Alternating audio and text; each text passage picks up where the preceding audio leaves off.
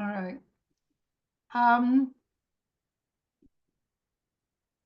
Hi, everybody. I'm Marilyn London, and I am membership chairman and on the board of the Friends of the Sterling Road Library. And on behalf of the board, I welcome you and thank you for joining us tonight. It is actually it's 7:01, and we always start on time, which we are doing tonight as well.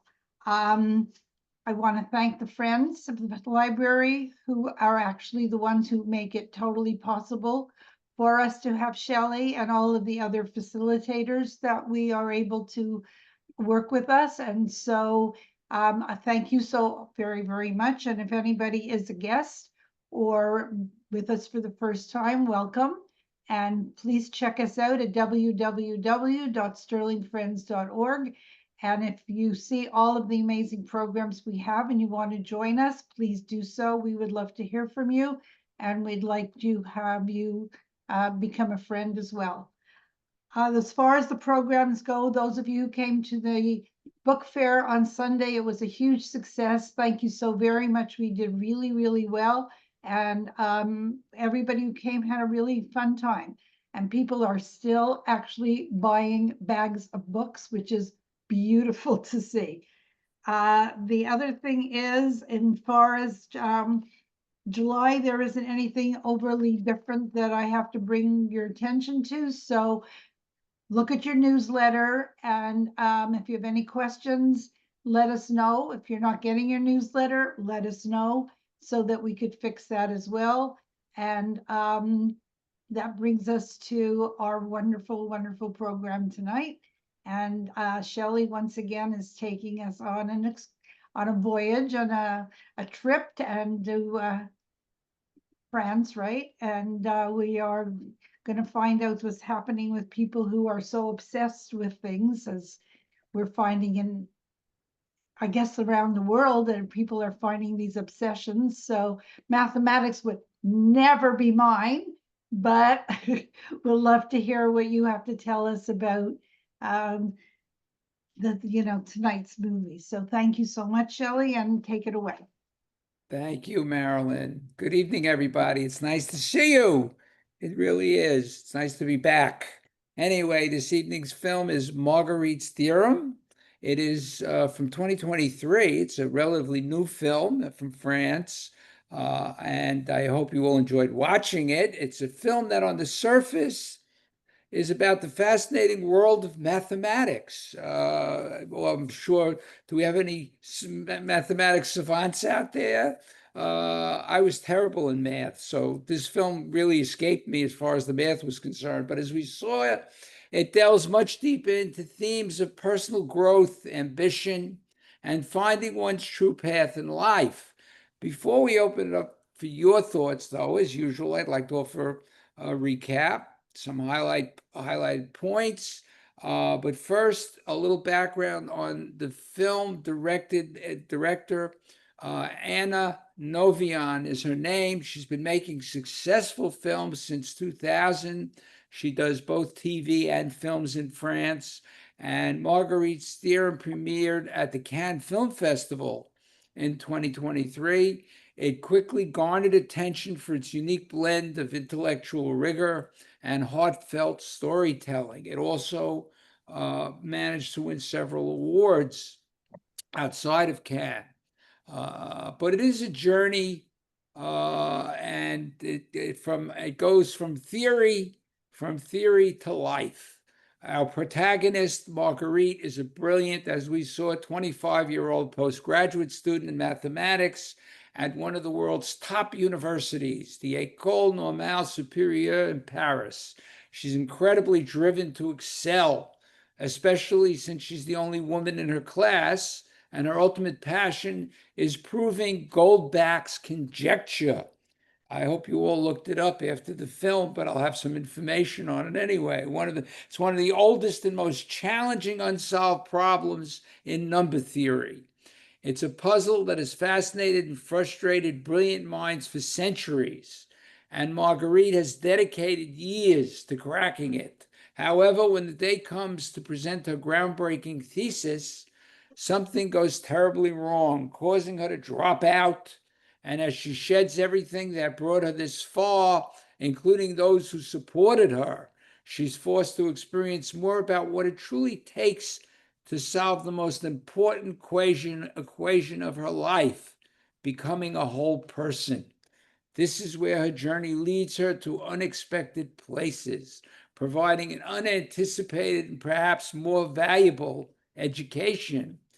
While the complex math may have confused most of us, if not all of us, and honestly, that's fine, what happened to Marguerite along the way really served to help her focus on what was the most important, embracing life and becoming a well-rounded individual. The film subtly reminds us that even for the most brilliant of us, life itself is the greatest teacher.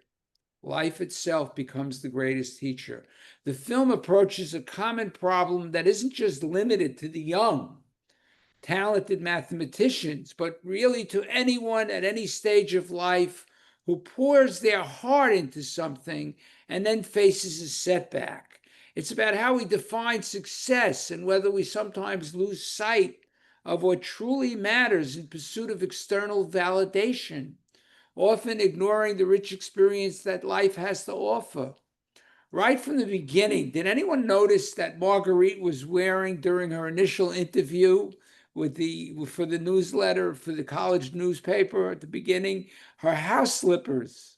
And they were pointed out, if you remember, by the interviewer. To me, it's a clear sign that vanity wasn't one of her vices, and being worldly isn't exactly a strength. Interesting, there was slippers that like your grandmother would wear. They were Uggs, as a matter of fact. And what was funny about it is that it's become a trend in colleges, not just in France, but in the United States as well. It's among college students, but it gives us an early clue about her priorities and perhaps a detachment from typical social norms. Coming down, they just relaxed and she doesn't even think about the clothes she's wearing most of the time. Then we meet, at that point, Professor Werner, her mentor, who seems to be her biggest cheerleader. But with his introduction of Lucas, when he introduces her to Lucas, Margaret immediately senses a competition starting. And we as viewers might start to feel that something's going to give. Werner, in a way, seems to have more up his sleeve, though, than just mentorship when he suggests 3 brains are better than 2, seemingly hinting at his own ambitions for the conjecture, for the Goldbach conjecture. And when Lucas's precise question during her presentation shocks everyone and undermines Marguerite's entire 3 previous years of work, it's the moment that shocks her into walking away and finding that new equation and searching for that new equation. After leaving academia, the first thing we see her doing is that lipstick, working for that lipstick company, and they're doing, preparing the survey. And the instructor is telling her the questions that they have to ask. And she's sitting there and questions the teacher. She immediately points out how easily opinion polls can be manipulated and how results can be skewed depending on the questions asked, which is what that woman was doing. It's a fantastic, subtle commentary on critical thinking, and something certainly worth remembering for us when we read or hear sensational poll results from the media these days, especially these days, when we hear what's going on. And that's where she meets Noah, who becomes her roommate, who has the room for her to rent, and becomes her confidant. Marguerite truly begins to open up with her. We see her surprising talent one day when she finds out that the rent is due and she spies them playing mahjong behind the curtain. I loved it. This should appeal to some of you out there. And it's one of the reasons I was attracted to the film. I thought that was tremendous. and we see her surprising talent at the game, which I think it's safe to say is a skill many of you might like to have and enjoy. I also loved her humorous response to her mother about it later on when when her mother says it's illegal, she says, but no more than poker. No more than poker. This tells us she's starting to bend her own rigid rules. It was an interesting comment. We also see her really loosen up when she goes out dancing with Noah at that club. And then afterwards, following that guy in the street who feels like he's being stalked by her, and she follows him, and she's got an ulterior motive in mind. She wants to hook up with him. And he's like surprised. I mean, she's playing the guy here. And then when she gets him into bed, he's lying there feeling like, what am I doing here? Uh, she's a handy tool for him. It's just a very funny scene.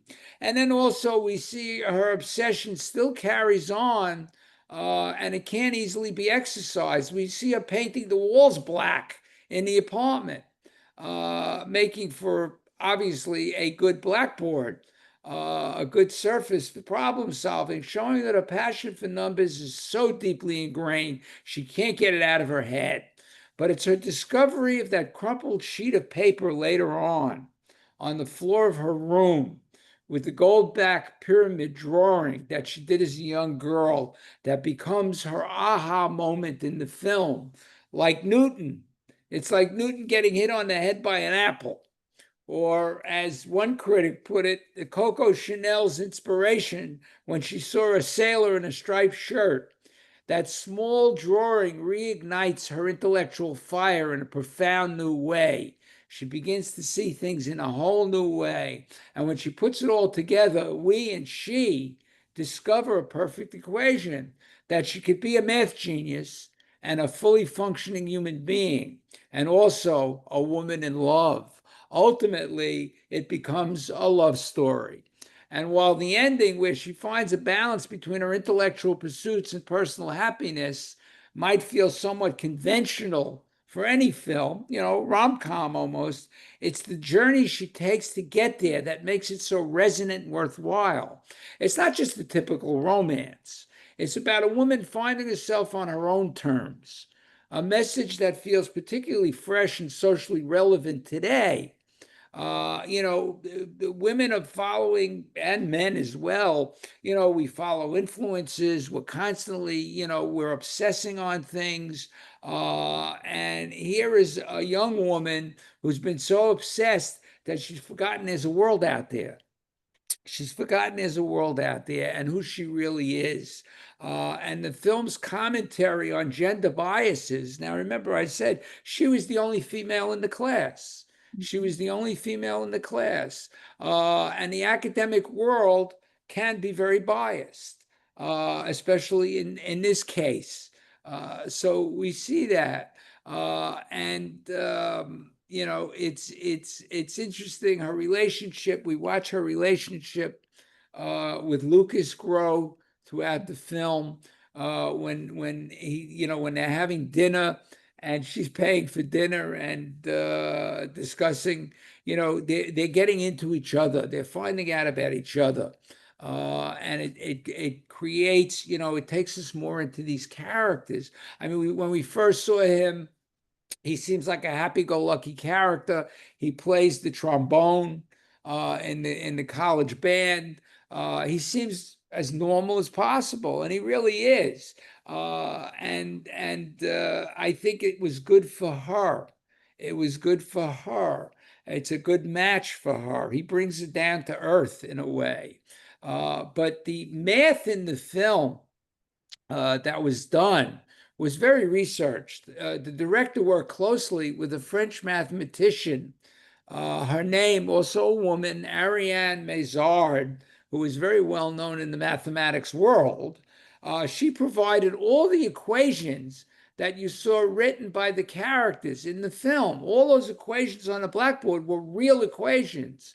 They were authentic. So if any of you are a math genius and you're watching the film, you can verify the equations.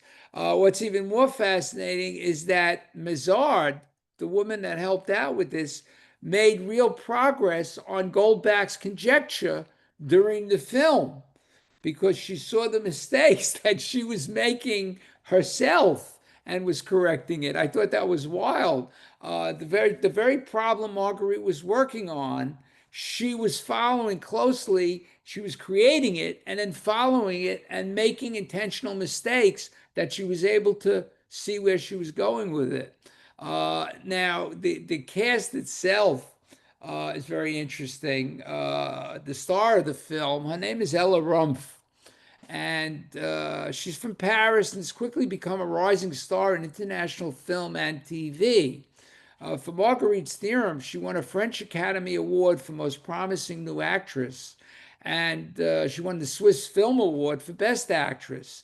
You might, I don't know how many of you follow on TV, you might recognize her if you follow the show. She was in Succession for a number of shows. And she was on the Max HBO show, Tokyo Vice. If you saw the show Tokyo Vice, she had a recurring role on that one. And her astute performance really captures Marguerite as, and she's much prettier than even though she is pretty in the film, she's much prettier in real life.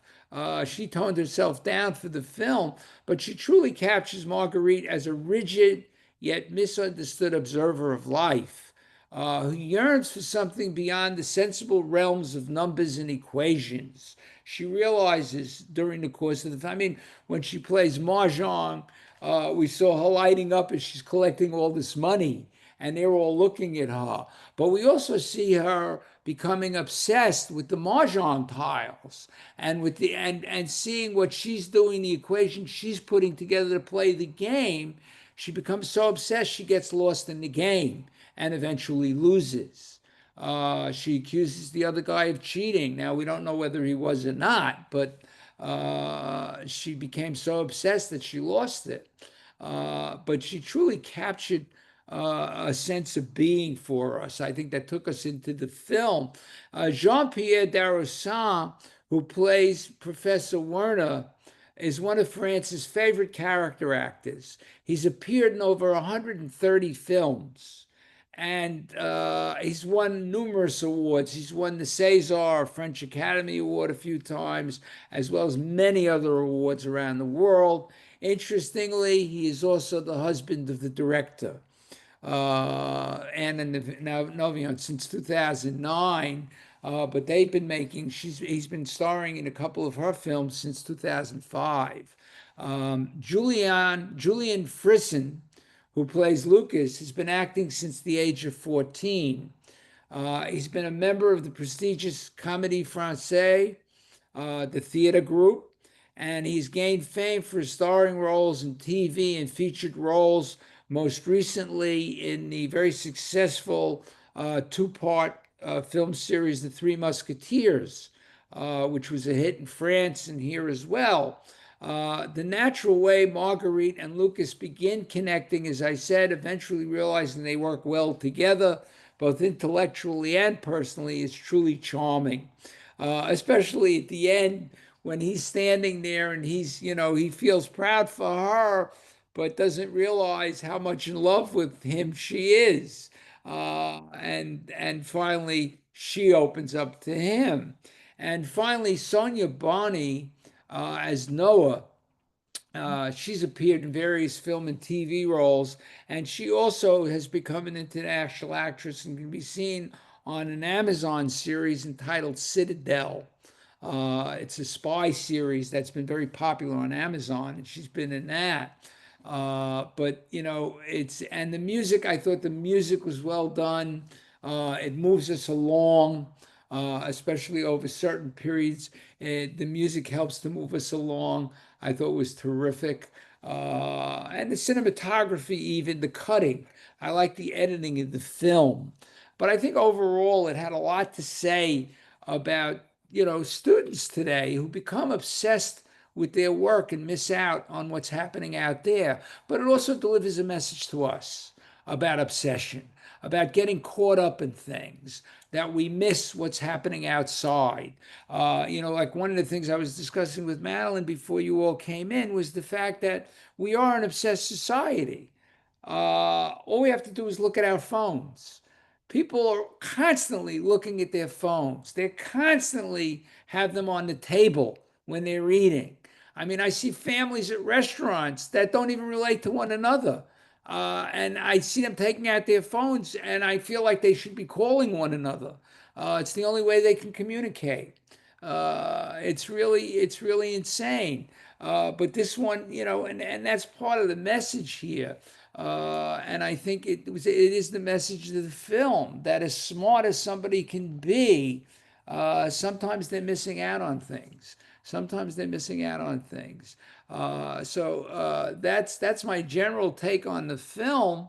And I really think it's a good film for discussion. And I want to get your take on it. So I'd like to open it up to you and see how you felt about it. Let's have a discussion about it. So who's going to go first? Anybody want to die? Oh, thank you, Judith. Go right ahead. You got to unmute, Judith.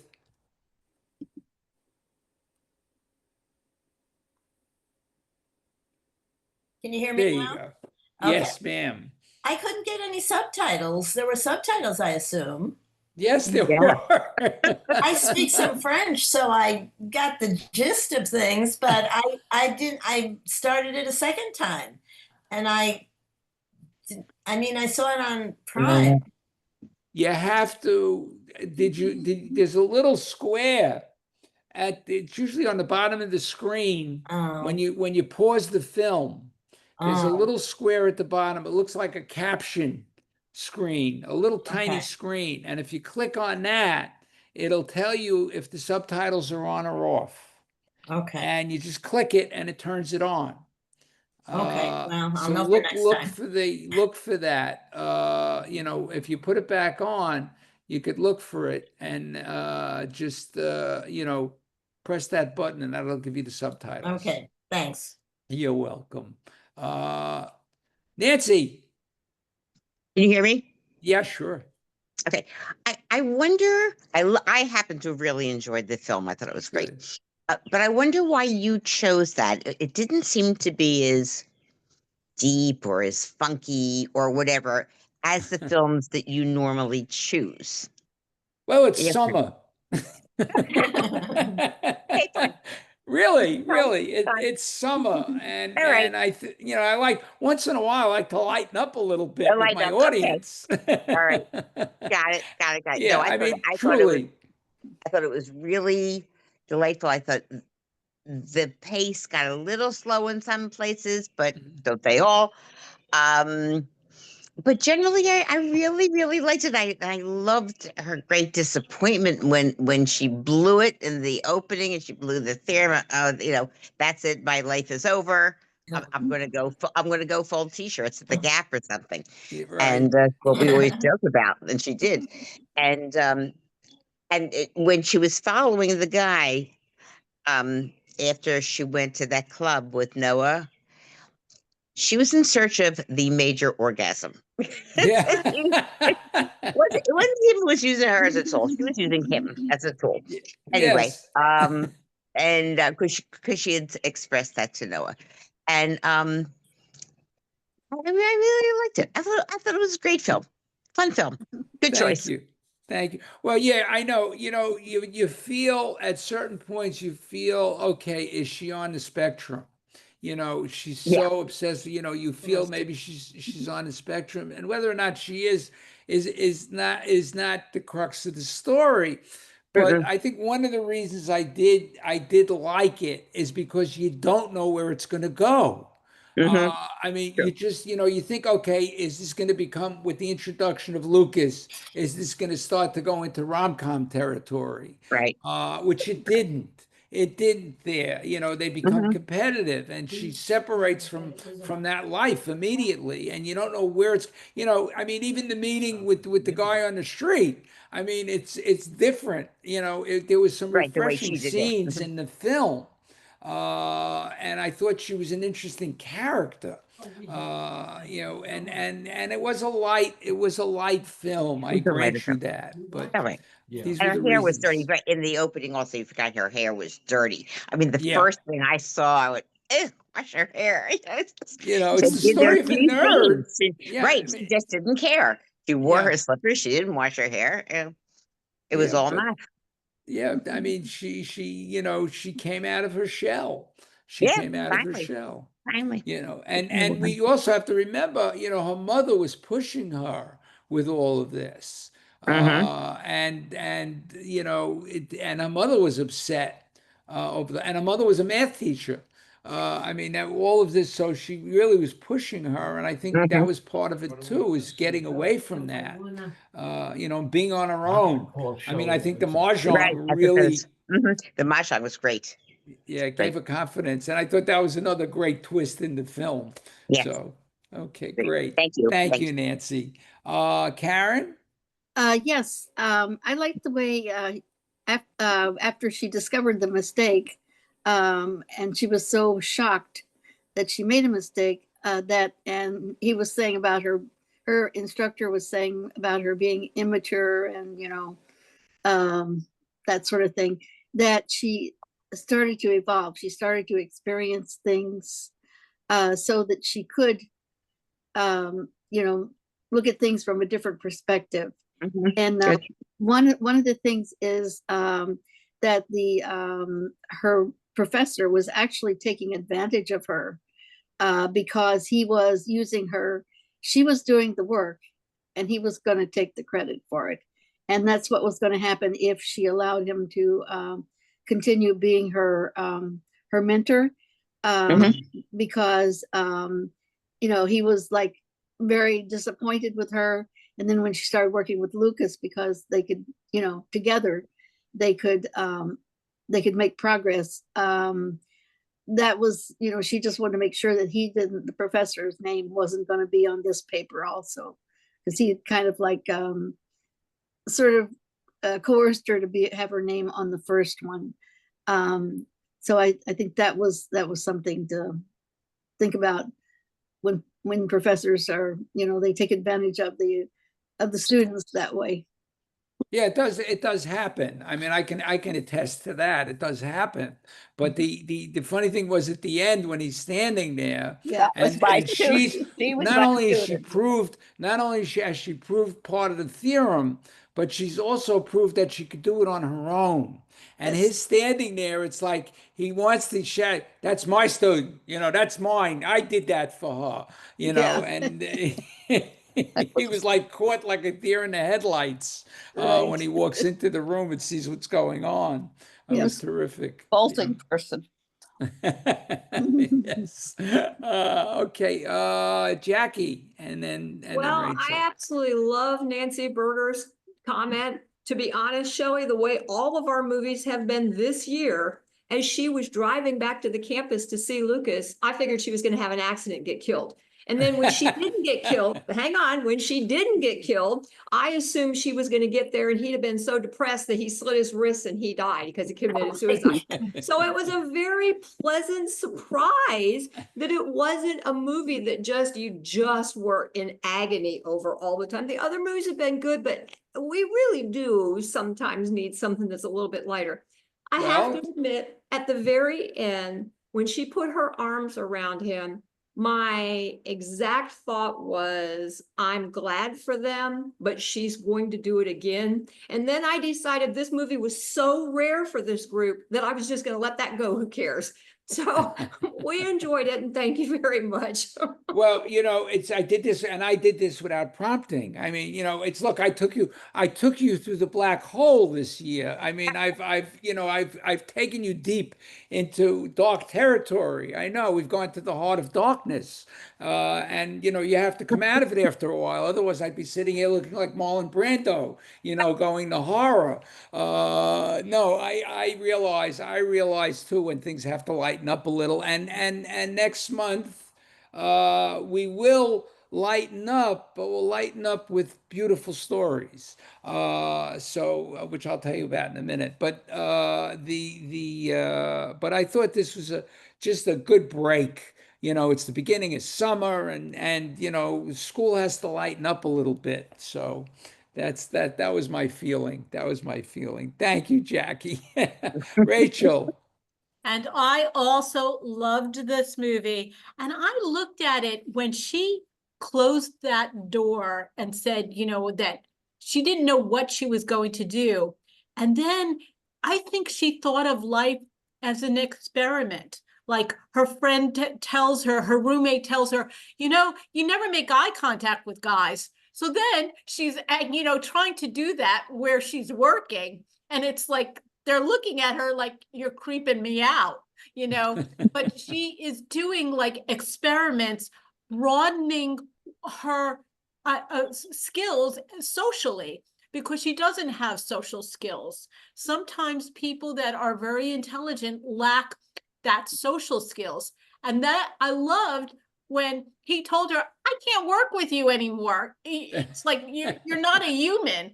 And so she goes, you want to go for Chinese food?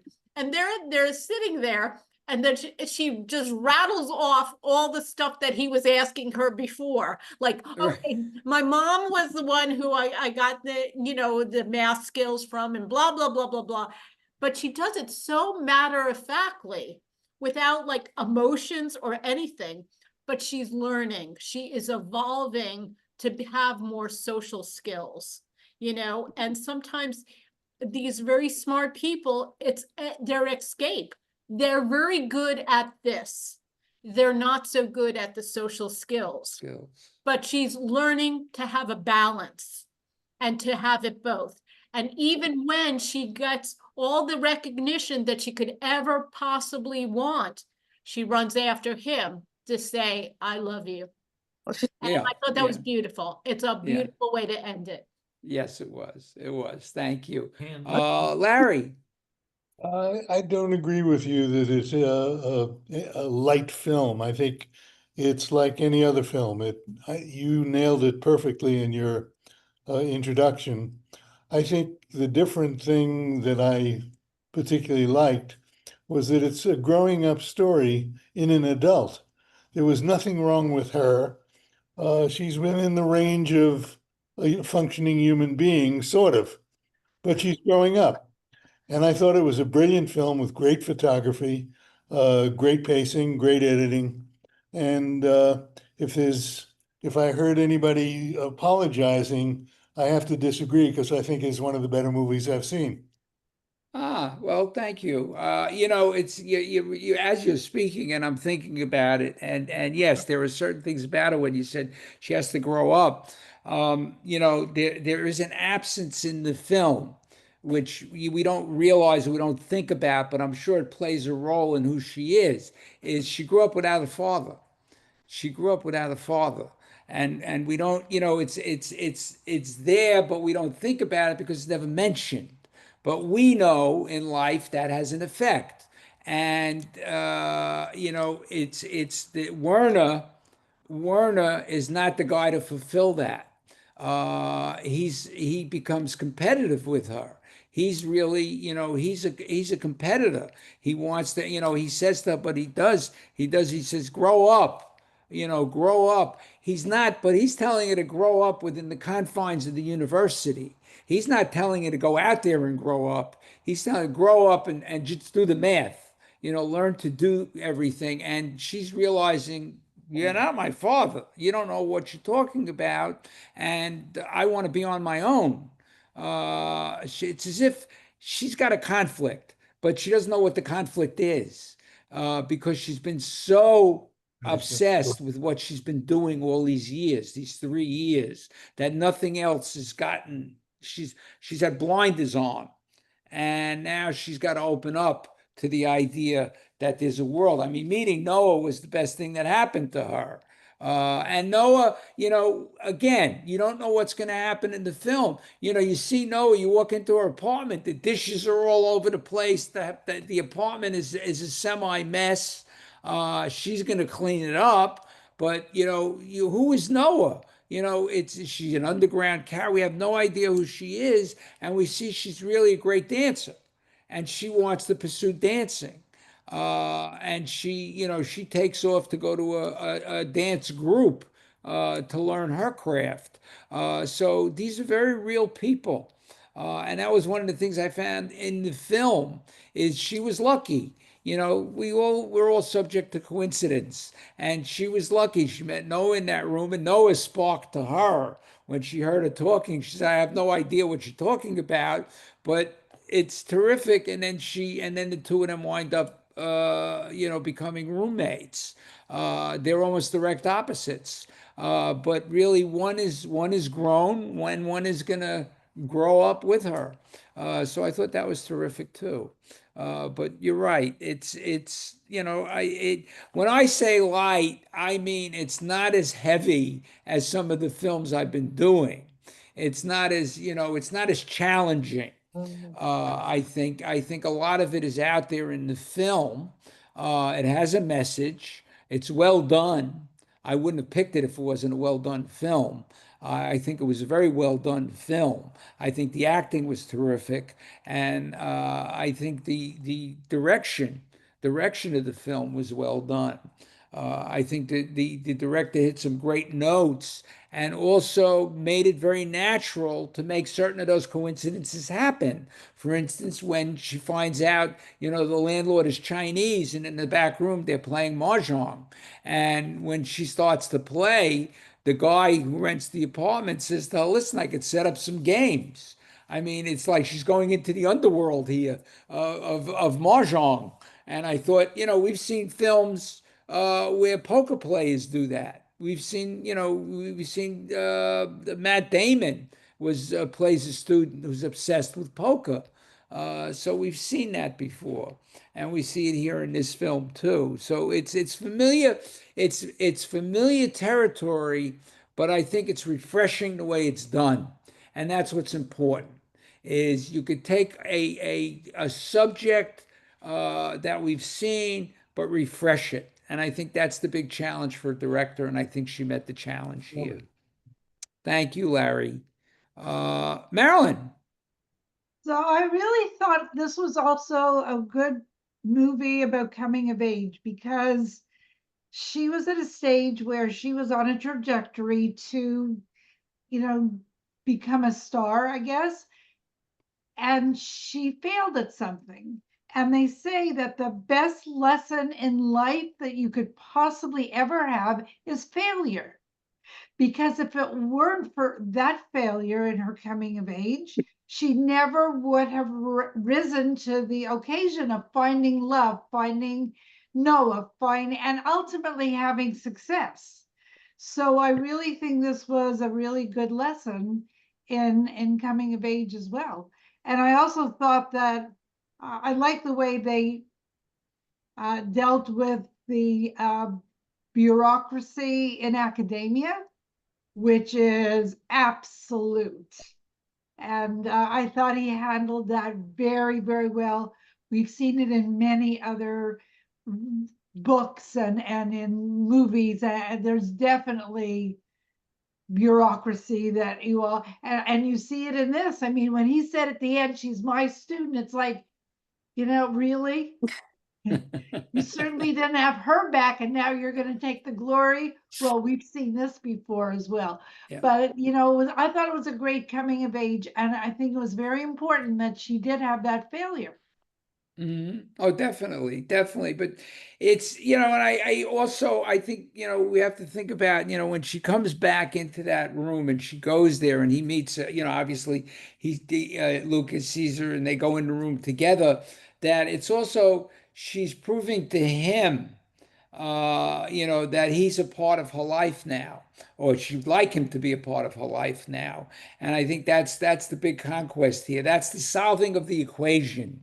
The equation she solved was her own, was finding out what it's all about.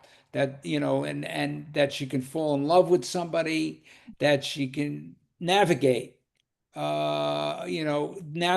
world without the math. Yet the math is who she is. She could separate. She could separate. So she did come of age. She did come of age. Anybody else? Anybody else have any comments? Yeah, Sandra first. Unmute. Hi, Yeah, there she we is. we really enjoyed the movie. I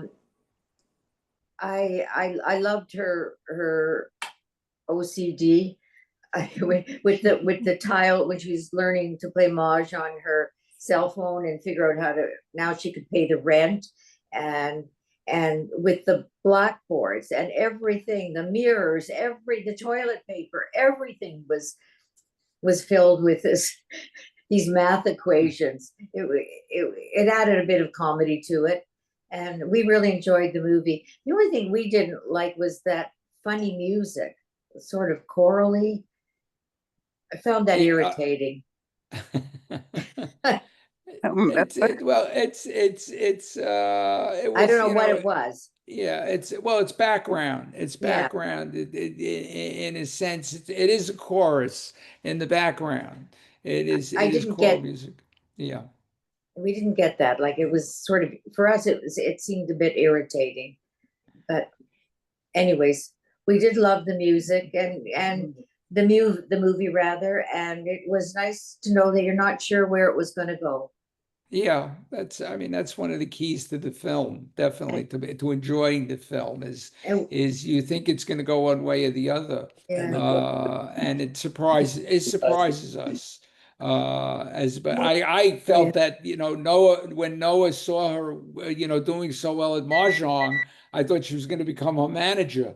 Figuring they're going to make a fortune at this. Yeah. It's going to become a film about gambling with Mahjong. But no, it didn't. They But got it away did- from it You, well. you don't know where it's going to go. And then the guy that she accused of cheating, whether he did or not, you don't know. But all that didn't matter. You just, and it was like the happy ending was kind of like a surprise. I Yeah. thought maybe Lucas was going to dump her at the end. So No. anyways, Good. it was fun. good. We enjoyed it. Yeah, terrific.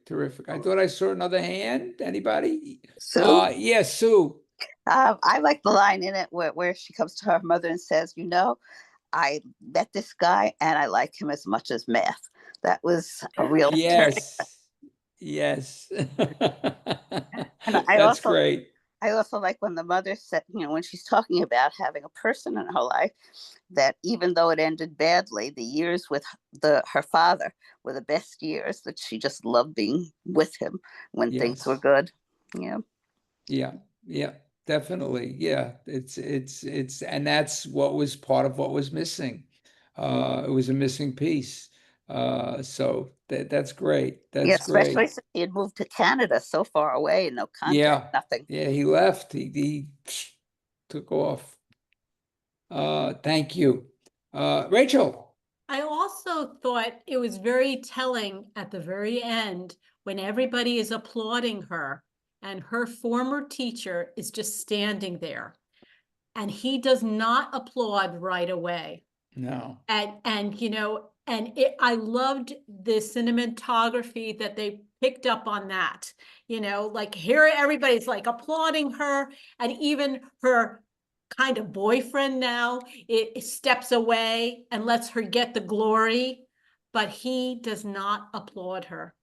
But after a while, the side of his mouth starts to curl up into a little bit of a smile, little by little. Well, he wants to take ownership. Yeah, he's looking to take ownership. And then I think in his head, which was perfect when he says, and she's my student, then he feels like he could clap her, and applaud her because she's a part of me. I brought her in, and it was very telling. And I love the fact that they did not if it was an American movie, that would have been a dialogue when she says, "No, I'm not your student." It was left just as is. Nothing was said, but we knew how she felt, but she didn't say anything. And I love the fact that the next thing is that, while she's getting the applause, you don't see her running out. You just see when she actually attacks him from behind, basically, and hugs him and says, "My love, Yeah, I love you." yeah. And so that was great. That was great for me for cinematography. This is why I love foreign movies. They don't hit you over the head. It is not always the dialogue, it's what happens in the movie. Interesting. And one of the things is when you think about it, usually films like this are about inspiring teachers. This was not a teacher inspiration film. It's not Good Will Hunting. It's not the place where the teacher becomes the inspiration. It's just the opposite, where the student goes out on her own. But it also, I think, one of the things the film is very subtle at is everything requires math in some way. It's not apparent. It's not like adding two and two. It's not like putting numbers together, but everything is a process that requires an equation. It requires putting together an equation that you hope will come up with an answer. Everything she's doing is leading her in a path, whether it's the mahjong, whether it's falling in love, whether it's everything to her had to have a process, almost like like writing on the blackboard and putting the thing together. When she meets the guy on the street and she starts to question him, he's like, "Why are you asking me these questions?" kind of thing. And then she takes him. He's taking her home. But and he takes out the beer and he goes, "Oh, let's get right to it." One doesn't want to waste time. She's got her equation and she's following it. Everything is a process in life. For all of us, we don't all do it the way she does it, but hopefully not. But that's what part of what we see, and it's how to master each process in our lives, how to master our lives in a certain way. We grow up and we have to grow up that way, not to become single-minded. But that's one of the other messages of the film. Anyone else out there have anything they'd like to add? Yeah, Sandra Lefkowitz. Well, I thought that it was interesting. Well, I thought that very key to the movie was that every group she was a part of featured men and she was the woman. And I think that that's what, for me, pushed the story forward, because only when even the way she approached an orgasm, everything was structured where she was a woman that had to deal with something that women didn't necessarily talk about, that women didn't necessarily do, that wasn't favored upon. And even in foreign films, where we tend to believe that European people are much more equalized in terms of the way they treat sexes. And that's not necessarily true. No. We all have our roles. And so the big thing for her was that she had to firmly stay herself within every group. And only when she was able to allow her emotions to take over did she become the person. And it wasn't so much about the orgasm anymore. It was now about another relationship. And Noah had to be a foil for this because she was so different. They couldn't have been a similar. It had to be somebody who could lead her into a totally other direction. That's a great comment, because Noah was really expressed herself on the dance floor.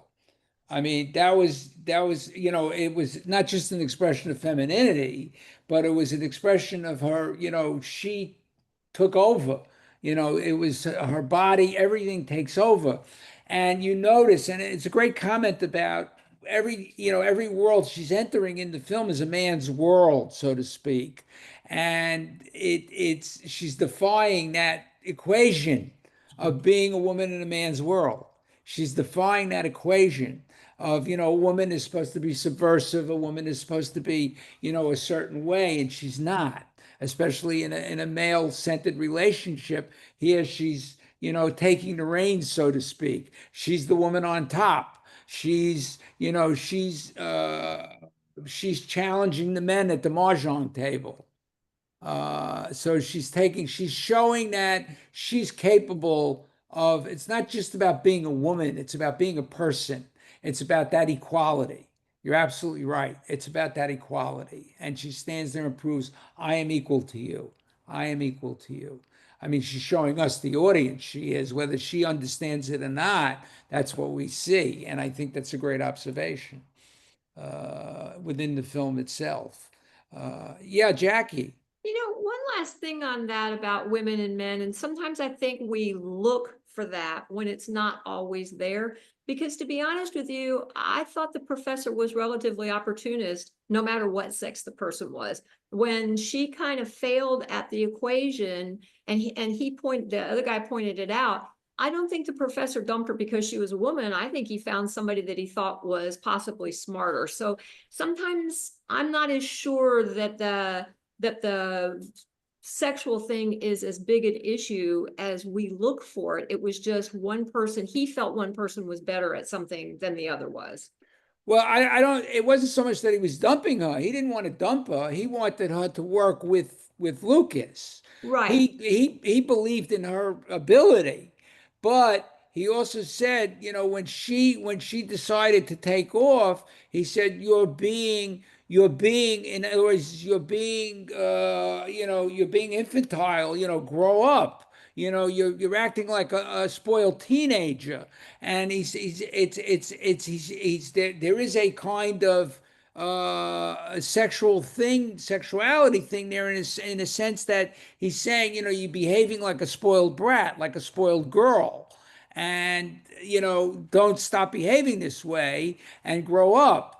It's not that he's looking at them as boy, Children. girl. No, He's he's looking not. at them That's as not where we're children. talking about it. That's Yeah. not where we're talking about it. But in a sense, everywhere she is in the film is a man's world. We don't see mahjong as a man's world here in Florida, that's certain. But in China, it's a man's game. It's a very popular man's game, and it's mostly a man's game. And here she is entering a table, of all men, entering a man's world. And it's interesting to note that she's not even thinking about it. And they may be, who knows, because they're looking out, we'll take her apart at the table, and she takes them apart at the table. So it's a surprise. Here is, so there is a certain kind of equality thing about the film. It's not about making her a girl, it's about making her a person within the context of the film. That she become, she can be a woman and be in a man's world. And that's really what the ending portends, is I could be a woman, be in love with a man, and still be part of this man's world. That I will agree with. I just think sometimes, well, anyway, that I agree Yeah, with. no, I understand what you're saying, but it's sometimes, it's not sometimes, as Freud said, a cigar is just a cigar. And it's the way you look at it. It's the way you look at it. Yeah, Larry. I was, as I am listening, one of the things that I hadn't been aware of watching the film was that there's very little waste. Everything was efficient. Every character had a purpose. They were neat, clean, not a lot of extraneous stuff, neither in the photography or in the people. They were what they were, and it was elegant. Mm. Thank you for bringing me back to the filmmaking. Yes, it is the filmmaking that does that for us. It keeps us going, keeps us in there. It was a well-crafted film, no question about it. It was very efficient. And they work, you got to remember, French, especially French filmmaking, they work on very strict budgets. They're not, it's not like, okay, we're making a $10 million film, even in this case. This film probably came in for under $10 million. And here in the US, if you were to make it, it would probably cost 25 to 50 million. So it's very interesting to understand that that's what creates efficient filmmaking is you're working on a tight budget. So make it work for you.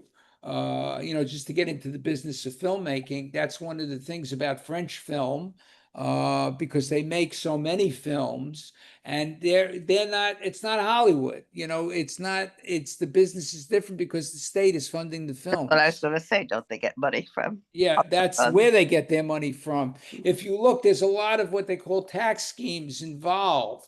But there's a lot of television companies and a lot of different companies that are state sponsored that supply the money for the making of the film. And there are also not high salaries for actors as there are here. It's Shelley, not the same thing. just Yeah. as you were saying that, I looked it up real quick, and it's saying that it cost roughly 3.2 to 3.4 million dollars US. Yes, yes. See, I mean, and that's mostly state money, not just state money from France, but could be state money from Belgium, state money from another country. But they have funds that they use to finance these films. And if we had that, we'd be making many more probably. To me, one of the directors that makes films like that in America, and I don't know how many of you are aware of her films because I love her work, is Kelly Reichardt. There's a director, her name is Kelly Reichardt, Reichardt. Michelle Williams stars in a lot of her films. She's her muse, if you will. Michelle Williams has been her muse in a number of films. She's also made films about men. We see the men's lives through a female lens, and she makes these small budget films which are absolutely wonderful. They're slices of life, and they're just terrific. In fact, she made a film which now is very popular. It's called The Cow, and it takes place in 19th century America, and it's about two guys getting together, and what they do with this cow is funny, but it's not a funny film. It's not a comedy, but it's a film about settling America and the way she does it. So I highly recommend it. If you get a chance, look for it. It's called The Cow by Kelly Reichardt. And she's a great filmmaker. She comes as close to making foreign films in America as I can see, which is high praise from my point of view. Right. So Let's watch anybody her. else? I'm sorry? Let's watch her.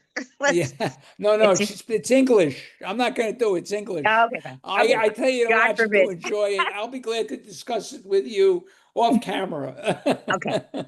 I'll go But, watch it right now. yeah. Hey, Shelley, time to tell us about July. Okay. Yes.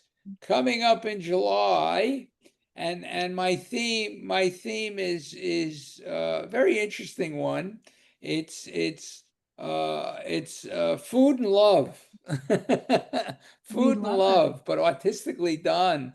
The film we'll be doing July 17th is The Taste of Things. The Taste of Things. It's from France. It stars the very lovely Juliette Binoche. Oh, I love her. And it's also a story set in the 19th century where it's about the relationship between a woman, Eugenie, who is an esteemed cook, and Dodin. He is the gourmet she's been working for the last 20 years on his estate. And they've grown fonder of one another over time. The film explores their relationship, but their relationship to food as well. But it's also how, food is the quickest way to fall in love in this case. But it's the dishes that she serves, the cinematography is absolutely stunning. the food preparation. But when Dodin is faced with Eugenie's reluctance to commit to him, which is what happens here, he makes a decision to change things up, and it's very interesting. But the film is very mannered. It's very beautifully shot. Notice the camera work. Notice how there's very little dialogue at certain points in the film, yet you're enraptured by what's happening. It says so much without speaking. It is a beautiful film by a great filmmaker who's only made a limited number of films. He's a Vietnamese, born in Vietnam, came to France when he was a teenager, studied philosophy and film. And I don't remember if we did we do The Scent of Green Papaya? I don't remember if we did it. think so. It's another one that I should bring in. But he did the film called The Scent of Green Papaya, which was nominated for an Academy Award. And this film was also France's submission for the Academy Award last year. And it was a Cannes entry. It's won a ton of awards, and it just is a beautiful film. Just let yourself go. But I advise you eat before you watch it. Please. Eat That before you sounds watch awesome. it. Sounds great. Yeah, so I will look forward to seeing you on July 17th. Have a good month. Have a happy July 4th.